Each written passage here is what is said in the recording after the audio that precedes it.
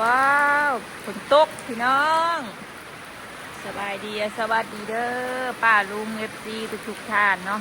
ยินดีต้อนรับเข้าสู่ช่องป้าจอยเด้อฝนตกของครั้งแรกของปีนี้พี่น้องเลยเนาะ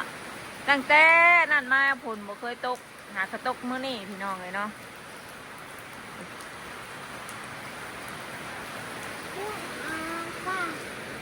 ฝนตกบ่ลูกโอ้ฝนตกแห้งบ่ฝนตกติลูกโอ้มัดเป้าผมนี่มาเบิ่งข้างนอกสิมะมาเบิ่งทีโอ้เย็นเด้สะเย็นเด้ปลาลุงเอ้ยเสียบ่ปลาปุ๋ยลินกระดาษเชะเชะปลาน้ำไหลเลยบาดเอ้ยฝนตก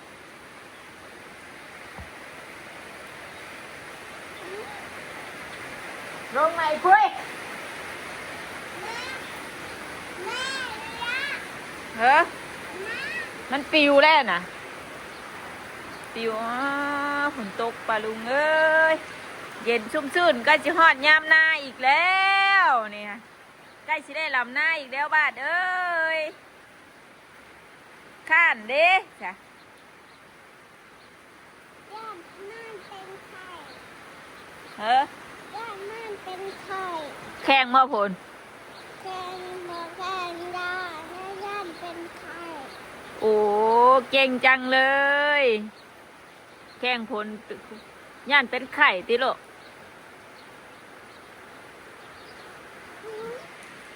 ตกลุงบามันขึ้นด้วยมันอ้าวอยู่ข้าวมันเปียกใส่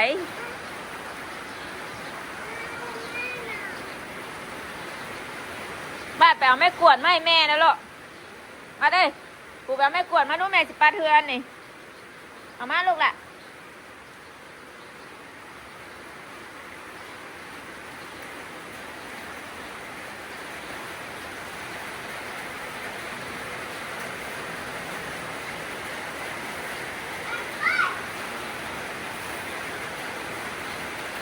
แม่สิปัดหน่อยมะแน่ปุยขึ้นเพื่อนเต็มเลยปัดลงเยอะหาปัดลงเยอะปัดเป็นบ่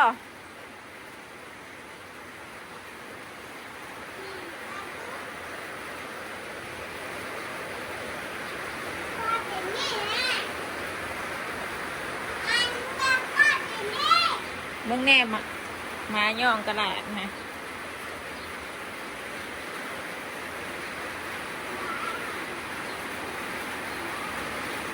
เอา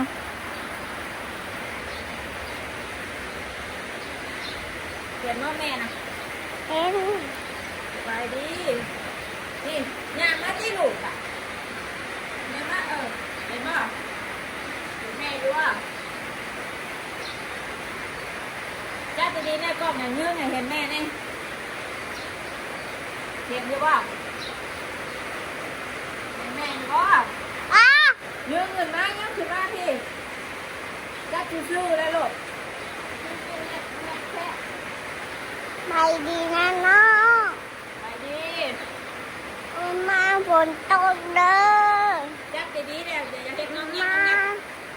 ฝนตกให้ปลาลุงส่งให้ปลาลุงทำไง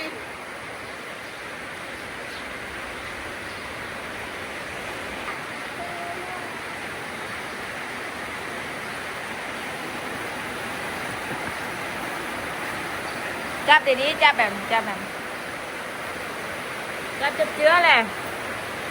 โอ้ยปลาลุงได้ตาเลยหันหน้ามาแม่พี่จับเป็นอยู่ว่านี่น่ะสบายดีปลาลุงก็ดีหายว่าชนะเป็นมือกล้องให้เด้อบ้านั่นไงลูกฝนตกปลาลุงจ้ะบอกปลาลุงไงโอ้ยอะไรจับมาโอ้ยกล้องแม่หลุดมือเนี่ยเนาะทำมาลูกไหม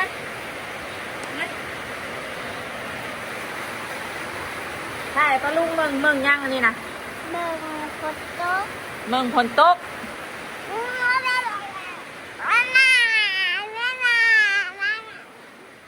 สบายดี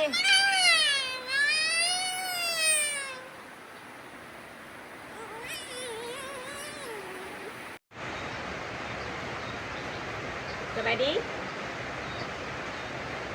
สบายดีปลาลุงฝนตกจ้า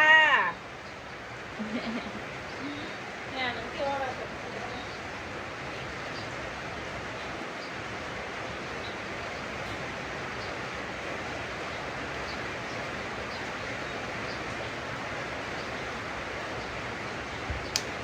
สบายดีนะลูกเอาเงิน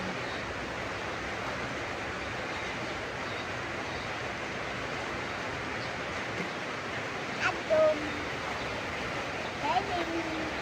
ฝนตกจ้า ตาลตาลบาดีลาลาลา สบายดีอะลูก ดื้อดื้อ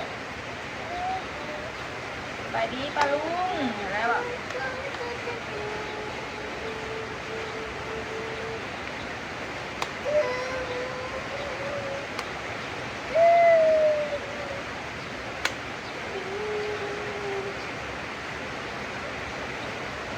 ฝนตกมื้อนี้ปลาลุงเอ้ย อันดุม ฝนตกครั้งแรกของปีนี้ อันดุม ตกห้ามหลอกม่วงหลอกนิ้วหางมังม่วงจนง่ายเลยฝนหากระตกตกซ้ำเนาะวะเนาะไปว่าได้ซ้ำไปงานหาตู้ก็ได้ซ้ำไป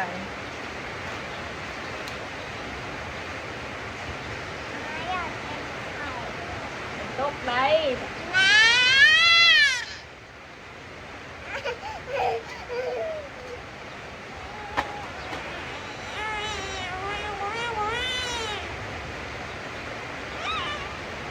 อ่ะงามๆเด้ออ่ะจุ๊บแน่นอนแน่นอนมัดขางเดียวว่าสับปลานำสิไหลทางเลยถักเก็บเอาปลาเด้อเก็บเอาปลาเด้อเด้อน้ำไหลมานี่เด้อถักเก็บเอาเด้อปลาทูเด้อแม่มึงเด้อมันสีว่านี่คือปูแล้วฝนตกสีนอกบ้านเนาะปูแล้วสิไหลมาปูหอยแล้วนี่นะ บอกมันกูร้องไหน เออ ตายไอ้ ปลาปลาแล้วสิมา ตายซื้อมาแล้ว เออ ยังไม่มายัง ถักเก็บเอาเด้อ มันเดินเด้อ เออถักเก็บเอามันลอยมานี่เด้อปลาลายเด้น ป่าเด้อใหญ่ใหญ่ใหญ่ใหญ่ เบิ่งแม่เบิ่งดีเพิ่น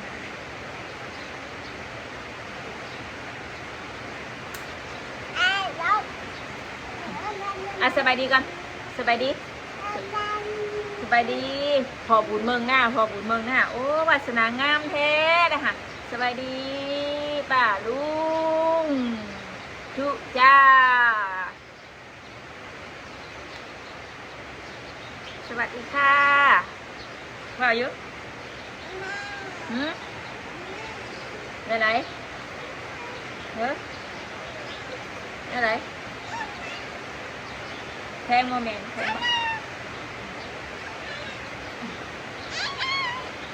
แทงโมเมนต์แทงแม่วะแทงแม่วะเมียนั่งถ่วงเพื่อนอาทองเลยอาทองยังบุตื่นอยู่อุ้ยอาทองเนี่ยมันตกห้ามนั่งถ่วงเรา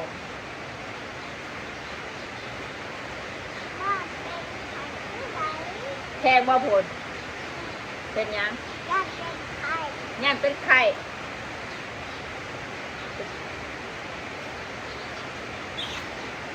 งานได้ไปหาคุณหมอบ่เอาละวัดคืองามเลยอ่ะสบายดีปะลุงงามๆเลยคืองามเลยสบายดีเองลูกคืองามเถอะเด้ปลาวัดชนาใหญ่ได้ปลาลุงเอ้ยจะเป็นสาวแหละพูดเย็ดขึ้นไปชูอีกกลัวแม่อีกบาทนี้ เด้อเด้อเห็ดไอเห็ดหัวใจให้ปลาลุงเนาะเห็ดหัวใจดูดูหัวใจชมให้ปลาลุงมึงเนาะเห็ดอะไรปิ้วไปถ่ายดูโอ้เห็ดไอเลิฟยูไอเลิฟยูไอเลิฟยู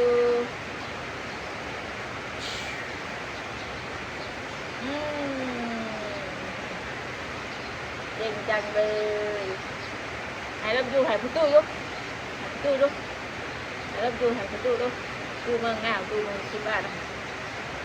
สวยนะ ผู้ตู้ในโทรศัพท์อะไรตู้ในโทรศัพท์ปลิวฝนตกประตูเนี่ยอ่านตู้ยุประตูมีแมวนะฝนตกบ่บ้าน ตกบ้า ตู้เอ้ยบ้านฝนตกไรฝนตกนะ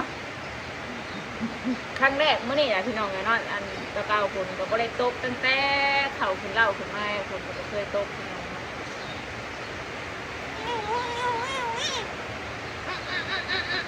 จะเต้นว่ะเต้นให้ปลาลุงมึงแน่นอนเดี๋ยวมึงไงนุกมันมีบนอยู่ฝนตกแล้วมันแตกมันบึ้นค่ะป้ามึงไงว่ามันอยู่ในบนหน้าต่างเห็นบ่หลายเชื่อมเห็นบ่บนหน้าต่างเตะมาเลยเห็นบ่น่ะมันจะเข่าเสียงรถไฟเรื่องน้ำตาย่อยเสียงรถจักรให้ลูกไปนะมึงดูทุกหน่อยมีหอยมีกระปูได้นี่ขึ้นมานี่เย็นจ้อยๆฝนตกเย็นชื่นใจจังเลยเบิ้งลูกไห่ยังเมื่อกี้นี่นะฮะไห่ยังลูกไห่เห็นยังนะพ่อดังๆแม่บ่ได้ยินไห่เห็นยังไห่บ่เห็นแม่ไปปิดอันนั้นเด้ปิดอันต้มมันแม่ค่ะยังไห่ไม่บ่หนึ่งแม่บอกอยู่เด้ลูกบ่ได้ยินบ่เว้นแม่เราให้เด้อเหรอ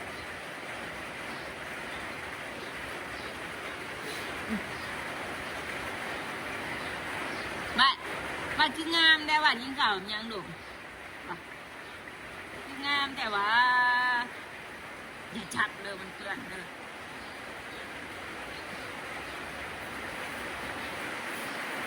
แม่ถึงหอยไส้เด้อกระหลาดอยู่เนาะแม่ขี้ข้านเก็บไส้แล้วก็พากันถิ่มในตัวที่หัวไส้ทางขยะนี่ให้ถิ่มในตัวที่นี่บ่บ้านกับอาบ่แมวหายไส้เริ่มอันนี้เนาะข้านเจ็บเนาะทิพย์ไปตัวที่ทะเลเนาะยังยายอยู่เนาะมาถิ่มในทางขยะเวลาไส้แล้วนี่ถิ่มในทางยะไม่ว่าเด้อหอยถิ่มใส่ทั่วเพื่อนนะนี่โอ้ยดาวันหายแม่เก็บมึงไงโอ้มึงไงเฮือนนับปีกฝนตก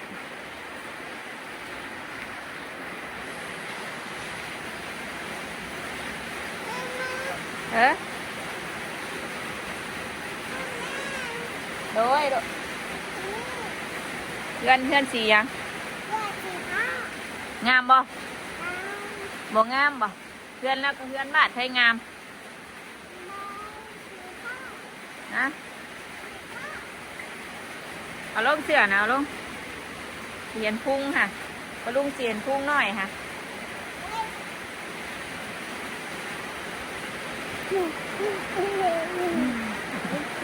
แพงแห้งโมเมนแพงจำได้แพงหน่อยแฮะของพ่อได้สาแพงจำได้โอ้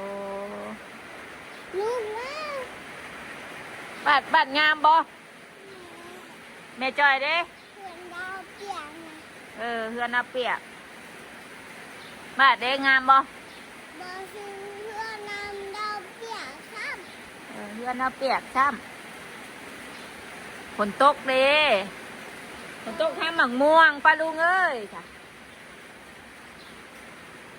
กกหมักเด่นแม่จอยจำสีงามบ่านี่ฝนตกทำแล้วตกทำฝนตกทำหมักเล่นพักบาดผ่านบ้านพักหอมเมื่อวานนี่เนาะ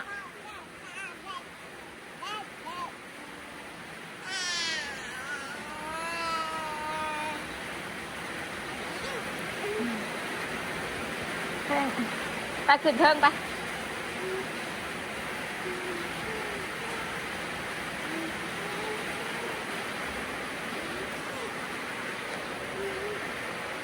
วันนี้ฝนตกวันนี้ฝนตกหนาวกระดุมเลยบ้านเรานี่ไปไหว้แม่แล้วหรอเก็บมาหน้าบีค่ะแม่ถือไหม ไม่ได้ มาแม่สิถือนะ อุ้ม มันเนี่ยแม่เนี่ยมันทับตีนลูกเอาเบียร์เก็บเอาไป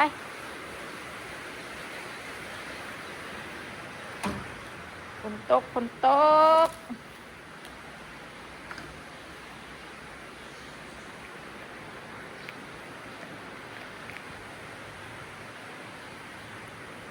เบิ่งเอามาไว้พี่เอามาไว้พี่ลูก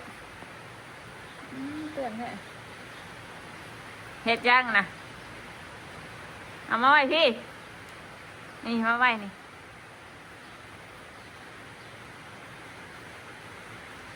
เอามาไว้พี่เลยลูก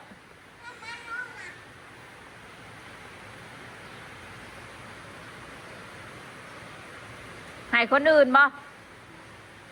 มันน้อยเลยที่นอนค่ะลูกใหญ่เลยลูกใหญ่เลยเด้ บ้าบ้า ที่นอนสีหยังอ่ะบอกแม่ดูจำมาอย่างให้ พ่อ สีผ้าแล้วมีสีหยังอีกเทิงนะ มามา อันนี้ได้มีสีหยังอันไหนพังแซ่กอไก่แล้วลูกโอ้ขอไข่เด้ขอควายเด้งองัวจอจอกสอเสือสอสร้างยอยุ่งดอเด็กต่อตาทอถุงทอทุ่งใช้ทอทุ่งอ่ะ บอเฮน พี่ทอทุ่งมึงแน่เพดอ่ะโอ้ยบาดเอาน้ำใส่นอนกอ่านไม่พังเลยนอนก นู เอาเริ่มกอไก่ก่อนลูกเริ่มกอไก่ก่อนกอไก่นี่ลูกสินับเลขบ่นี่เลขหนึ่งนี่ เด็กนู พี่เลขหนึ่งลูก เด็กนู เลขสองอ่ะนี่ เด็กสอง เลขสาม เด็กสาม นี่เลขสามนะ เด็กสาม เลขสี่อยู่ใช้ลูกเลขสี่นะนี่สี่ห้าหกเจ็ดแปดเก้า นี่เด็ก ศูนย์นั่นน่ะเลขศูนย์ เริ่มบดนู อ่าน A B C ดู วาง A อันไทยประมาณอันเชลไทยเด้อ อืมอ่านกอไก่ให้แม่พังแน่หรอ มาแมน แมน มาแมนไทยเด้อ อยากได้บ่ เราอยากได้ก็บอกคุณเพื่อนไหน หืม เพื่อนมันห้าร้ายเพื่อนน่ะ อยากได้แต่หมอเอาขึ้นมาเฮือนบ่โอ้ท่อง A B C ให้แม่พังกัน A B C น้องอัพอัพเอ เบิ่งไหมสิว่านี่ท่องตามแม่นี่ A B B C C D D D ตัวนี้ตัวน้ำมือแม่นี่ D E E F E F F มาไหมล่ะ A F A G เอยังว้าวว้าว โอ้ยสิเป็นหนังสืออยู่บ่นี่ ลืมแล้วบ่อ่านนะลืมแล้วบ้านี้ว้ายเสร็จกี่ปุ่นเด้อเสร็จแล้วก็ท่องก็ไก่เด้อเบิ้งมันเปียกแล้วมันรุดออกโลดนี่นะโต๊ะนี่นะก็ไก่ฮะ นี่เด้ ฮะ นี่เด้ เบิ้งแม่สิถามนี่เบิ้งตัวสัตว์นี่ฮู้จักเบิดอยู่บ่นี่นะ นี่แม่แม่ ตัวหยังอันนี้นะตัวหยังว้ายบาดบ่จักบาดบ่เก่งเลยนี่นะบางแนวมันเปื้อนนะลูกดำคืออยู่เบิ้ง แม่อยากเบิ่งแม่ เออ อยากเบิ่งแม่ อยากเบิ่งหยัง อยากเบิ่งนี่ มันเปื้อนมันดำมาแล้วเอ้า อืมอืม บ่ลูก อะไรบ้าง เสร็จเนาะ แม่แม่ ก็ไก่บาดสิดึบเบิดแล้วนี่นะเพราะแล้วลูกมันเปียกนะมันรุดออกเลยนี่นะมันเป็นเจียนี่นะอืมเอาอ่านบัดนี้อ่านบัดนี้ลูก เอาเอ้ย ก็เอ้ยก็ไก่อยู่ไสก็ไก่นะขอไข่ได้ลูกอยู่ไสโอ้ขอควายได้จ้ะงองัวได้จ้ะจอจอกเด้จอเสือเด้จอสร้างยอยุ่งดอเด็กต่อตาทอถุงไปเอาโต๊ะไปมานั่งไปน่ะโต๊ะน่ะ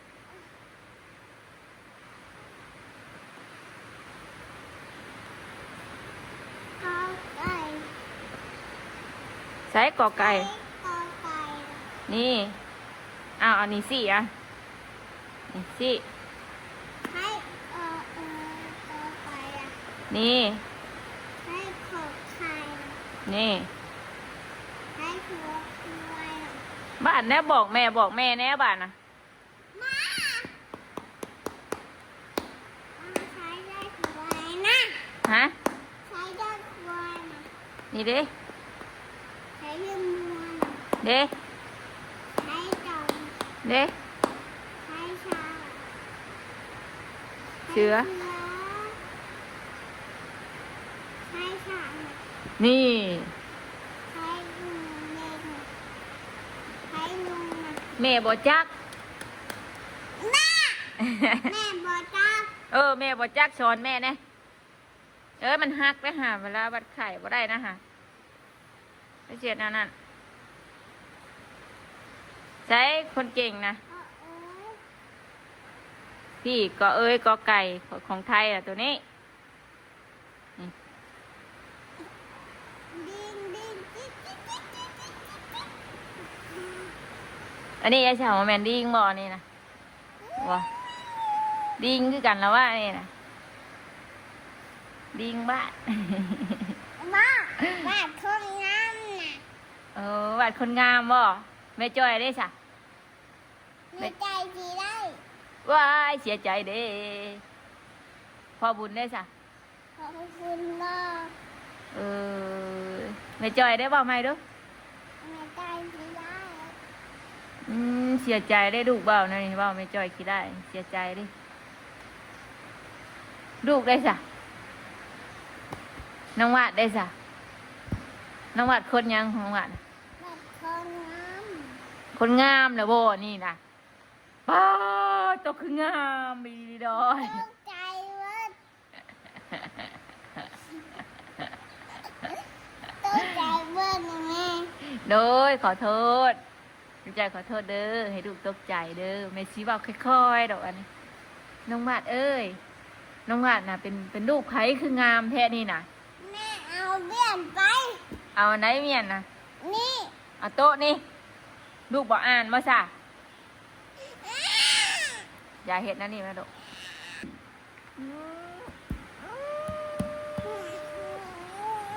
เห็ดปากจูให้แม่เมืองเยอะแต่เห็ดโอ้เจ็บดิ แม่อยากที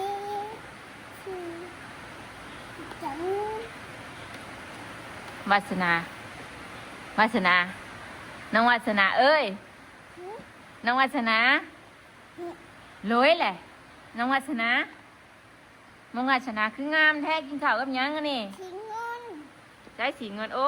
เก่ง อันนี้ได้ใส่สียังนี่ ที่ผ้า อันนี้สียังนี่ แล้วก็ สีเขียว สีเขียว สียังนี่ สีชมพู สีเหลือง เออ จื้อแหละลูก ลูกมาจื้อ สีหนัง อันนี้ สีแดง สีแดง โตยังนี่โตยัง บอ เด็กศูนย์ เด็กถึง ใช้เด็กหนึ่งนะอยู่ใช้เด็กหนึ่งนะ บอเอ็ด ใช้เด็กหนึ่งสิแม่มึงนะ นี่ หนึ่งนี่ดู เลือกเอาหนังนะ หืม เลือกเอาหนัง หนึ่งนี่ เลือกเอาหนังแม่ บาดบอกแม่ว่าโตยังบาดเนี่ยว่าแม่คือบ่จัก นุก โตยัง นุก นี่ไอ้จ้ะ แมว นี่ไอ้จ้ะ หมา นี่ไอ้ แม่ใช้แมวนะ เฮ้อ นี่แมวนะนะ อันนี้เล็กนี่เห็ดยังอัน เด็กเขาทุก ฮะ เด็กเขาทุก เด็กสาธุบาดได้จ้ะคือบ่สาธุจ้ะ แกดอกไปแล้ว ฮะ โบชายชื่อครับ บ่สาธุซับแต่ยังคือบ่สาธุบาดคือบ่ทุจ้าหั่นนะบ่หรอกน้องวาสนาคนงาม งู เว้ยงู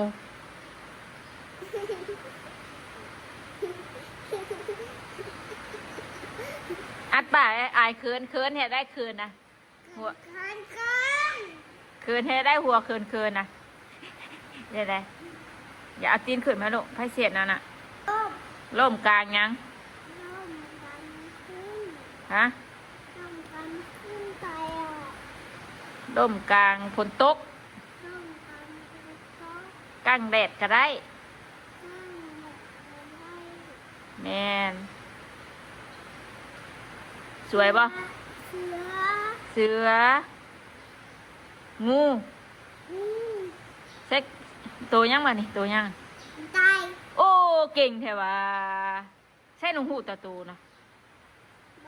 มือตาโต โอ้เก่งแท้ ใบมือลูกลูกอุ้มเอาละอุ้มมันยังเดี๋ยวมามาลูกนะ ฮะ เดี๋ยวมามาลูกนะ นกบ่โอ้ลายบ่ ไหนบ่ไหน อันนี้แม่แม่เนี่ยนี่แม่แม่เนี่ยไปจะไปจบคลิปก่อนไปเอาไข่มากินไปต้มไข่เลยสบายดีงามๆกันอ่ะ พอจะไป สบายดีป้าลุง เอาบุญเบียดเอาแขนมายุก ฮะ เอาแขนมาเช่าเราไปได้ละก็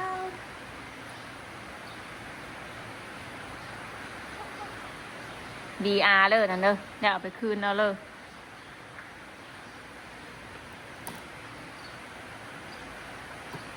ตรวจไข่ให้แม่ดูตรวจดูเห็นอะไรเออเจ็บได้หาดูเห็ดนะนี่นะดูคือเห็ดนั่น เป็นน้ ฮะ ำเป็นน้ำชาจาล่ะ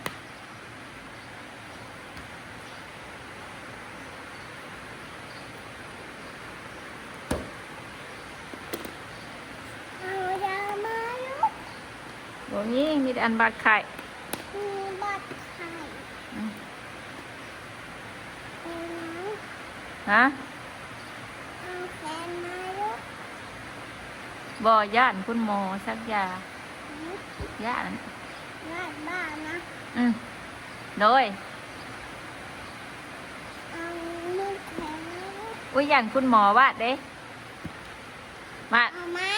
วาดใหญ่มาวาดสิเป็นคุณหมอบ่บ่วาดว้าหมอวาดบ่อนบ่คุณหมอวาดเอ้ย อ๋อเต้อ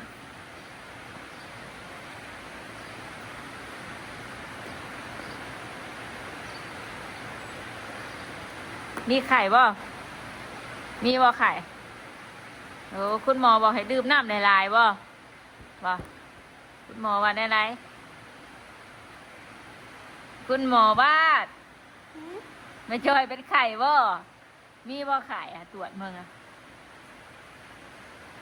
นี่เอาตัวนี้แตะเราอะใช้มีไข่บ่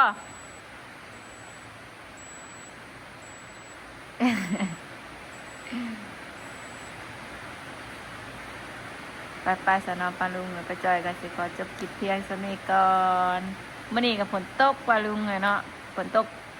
ครั้งแรกของปีนี้เลยเนาะคลิปนี้ก็ไปแล้วขอบคุณกับคุณนาลายๆเด้อปลาลุงเอ้ยที่เขามารับชมน้องวาสนาตาซุ่มซื่นคือเก้าพี่น้องเลยเนาะคลิปนี้ก็ไปแล้วสบายดีลูกอะ เอาน้ำลูก อ่ะรับ เอาน้ สบายดีก่อน ำเอา